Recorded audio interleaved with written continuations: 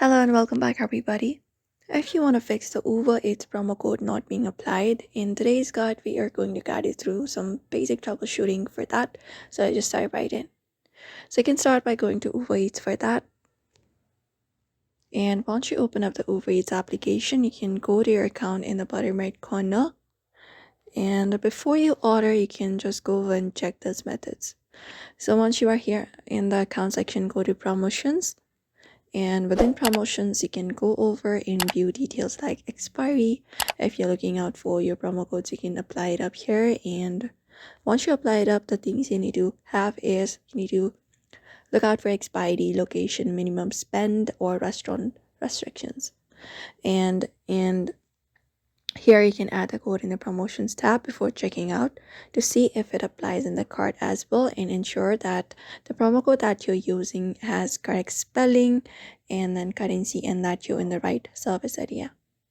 Apart from that, you can just go over and cart for your receipt as well after you order it. So for that, once you go to this section, you can cart for your orders, find your orders, and once you go to orders, you can look out for your past orders, and then you received to see if it applied. If it hasn't been applied, the discount appears below the subtotal. You can look out for it up. Sometimes it may be an app issue as well, so you can just go over and update the application to the latest version. Go to Play Store, and within Play Store you can go to the search and search for your Uber Eats. And once you find your Uber Eats, you can look out for update if there is any kind of update available, and update it. If not this, you can force stop the application, hold it up, go to the info, and within the info you can look out for the force stop option in the bottom right corner and tap on it and click on OK.